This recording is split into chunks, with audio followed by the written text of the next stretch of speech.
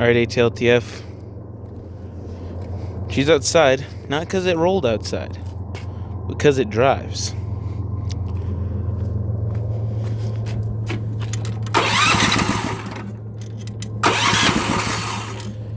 These engines always like choke to start, no matter how warm they are. Tachometer, that's right at 22, which is fairly close to their idle. If anything, that's on the high side, but I might not change it. There might also be some indiscrepancies in this tach too, which might be all caused to, a slightly loose winding. I have to tie it up still. So now it's jumping all over the place. So I need to finalize the tachometer wiring deal, but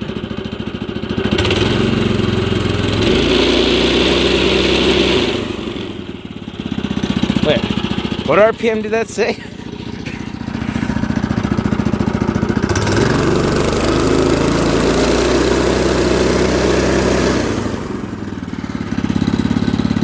So apparently Tecumseh or Tilliston has this at a 4,500 governor.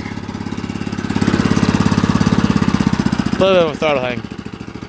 Alright, so that's crazy. That's crazy for stock internals.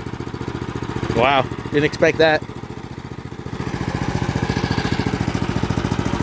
But let me finish reassembling like the hood and the hood strut, or the grill strut, because that just wobbles a little bit.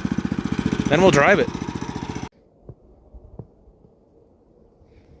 This might be the first shot I think you guys have ever got in my riding area. Anyways, it's Putt. He made it. Got the hood on and everything. The fitment is about perfect. Well, I mean, there's plenty of airspace on top. It still needs an exhaust. I was able, when I took the heat shield off of the original muffler, I was able to get it to fit. But it exits in front. I don't like that. I want it to exit down and get the heat out of the engine bay. But for now, it's okay. It's just on the list. Tachometer's wired in.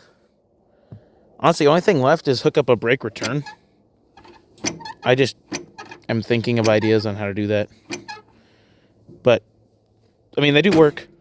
The only return is in the band itself. I would rather have the clutch, the brake pedal kind of detent to that position, a little bit closer to factory. But yeah, obviously the old muffler's still on there. That needs to be removed. The new system will follow that same path. I'll have it exit about in front of that tire. But Putt is assembled. Even made it to Cactus Crossing. So yeah, I guess I'm going to hoon it around. Okay, let's do a little bit of speed per gear. So for anyone who doesn't know, the 633s kind of shift as if you were to go range gear per gear in speed. It's first low, second low, and then it goes to first high, third low, and then second high, third high. So I guess let's just do that. So low.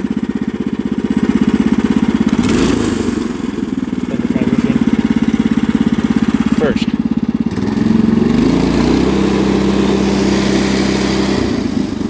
That's full throttle.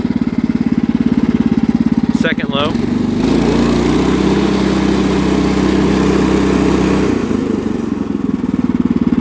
Then we'll go first high.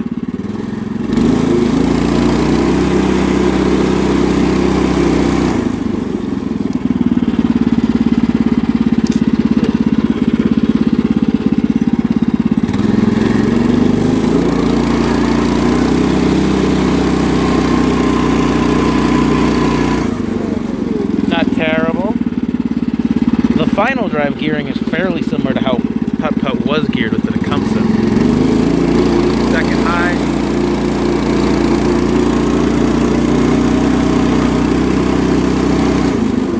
Also, the 30 series has some incredible engine braking. I'm not touching the brake.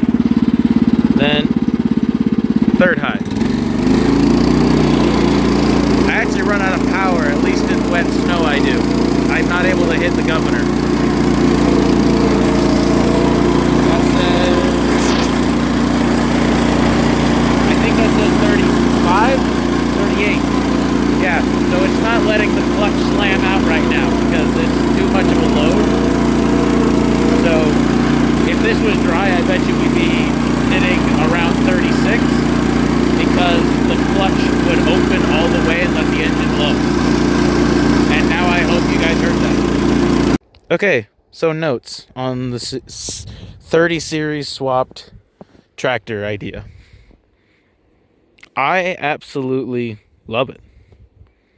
I've always liked 30 series. I really like Comet clutches found on old Polarises, like my Trail Boss 252 stroke. I love that it has a Comet clutch on it. I just love the way they act in general. Now, I guess if you're going to recreate this, there's one thing I should add. I did adjust the springs and the clock position. Generally, these have a red spring, which is called the medium strength spring.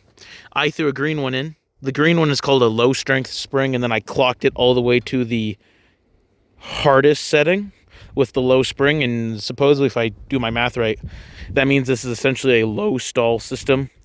It engages at lower RPMs than a traditional red spring setup would be.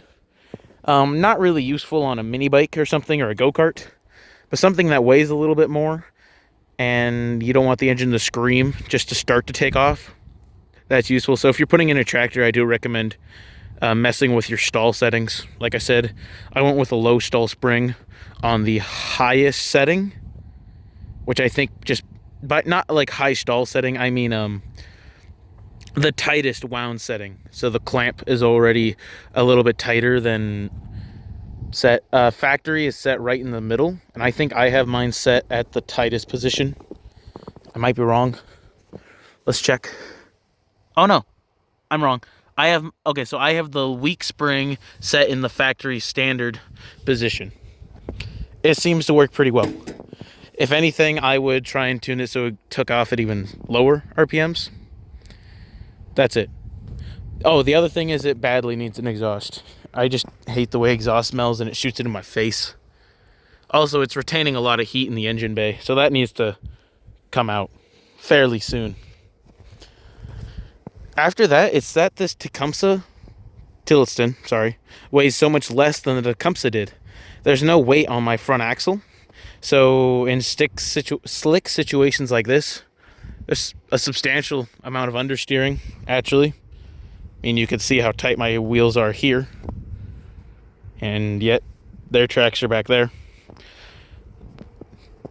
Just understeered its whole way to like this position almost. Yeah, so it understeers. Understeer's lame. Oversteer, that's cool. Drifting, awesome. Understeering, that's less cool. So it needs either some front weight or it needs some mods to get rid of understeering. Besides that, it's awesome. The front weight doesn't matter as much for hill climbing for me. I live in Montana, potentially the flattest place after Oklahoma and Florida. I live on the flat side, not the pretty side. Sorry. And hills just aren't a big thing. Like, the steepest hill is there, and it's not a hill, that's a cut riverbank, and it's still not that steep. So, yeah. Also, I'm a scaredy cat. I don't want to hurt myself like a member did. Hope you're feeling better. But yeah. Do this swap. It's cool.